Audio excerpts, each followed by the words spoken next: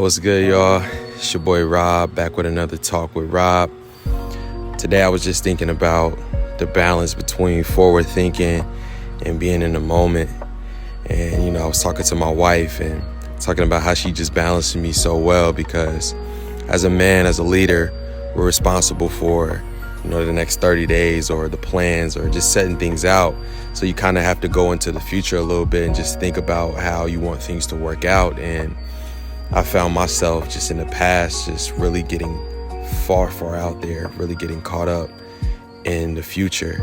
And the moment something happens in the moment that goes left, when all of your plans were, to go right, you fall into a really low state because it looks like what you plan is not going to happen. You can't see how. I've had several moments where, you're planning to move or you want to buy a car or whatever the case may be. And the moment that something happens tragically or something just derails those plans, and I fall into very, very low states in that. And you just you become depressed. Like, I hate giving that word power, but you do. You become in a state because it's like, dang, every time I plan something or every time, it just never works. Right? So I'm just learning to be in the moment and have that balance. And my wife does it so well because, it was a time when we first started dating, she would have this nonchalant attitude towards plans and things like that when they didn't go right. And I used to get offended because it's like, do you not care about our future or that this went wrong?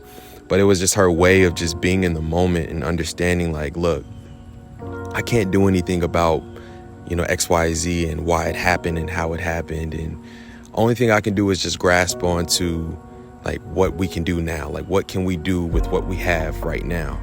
And I think we balance each other so much. So everybody doesn't have a significant other or a partner. So I think it's just important that we find that balance. We must be forward thinking because we need to plan and we need to have goals and things like that so that we don't completely go and, just kind of with the world or whatever. So we definitely have to plan. But when things go wrong, we must be in the moment, because when we're in the moment, this allows us to pivot.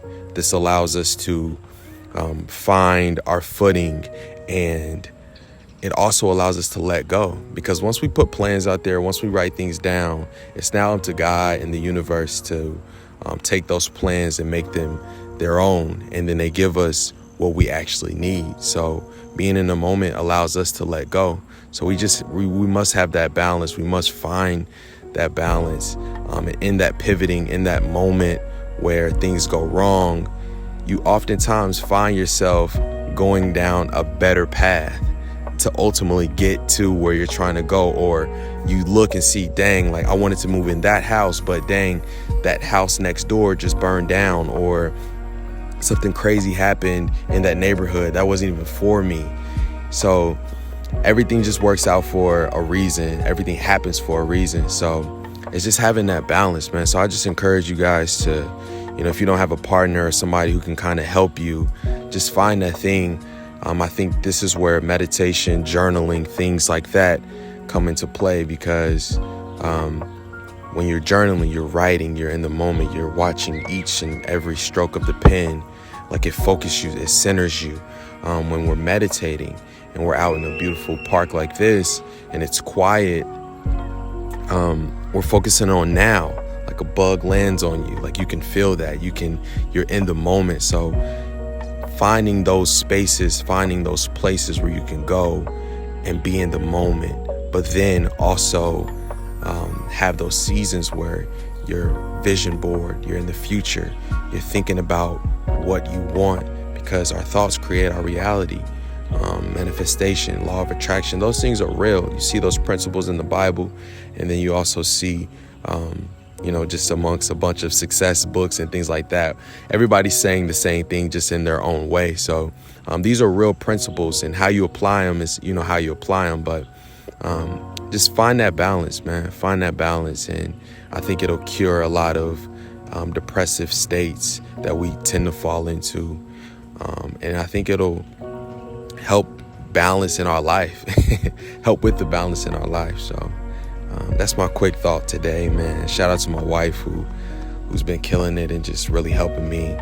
And I had to learn to perceive her nonchalantness differently and just how she approaches things. And then I'm also challenging her to think about her goals, because on the other spectrum, it's easy to kind of really be in the moment, and then you see yourself spiraling out of control and waking up and it's 5 years has passed and you've done nothing that you wanted to do or accomplish. You just kind of been going with the wind. And there's definitely seasons for that. It's time for that. And then there's times to plan and be very structured. So I think that's what we're all trying to do in this lifetime. So hopefully this helps somebody out there, man. I'm going to try to do these talks at least once or twice a week. So thank y'all for subscribing. Thank y'all for liking, or if y'all just found me from the algorithm, appreciate y'all for watching. And I'll see y'all on the next one, man. Deuce.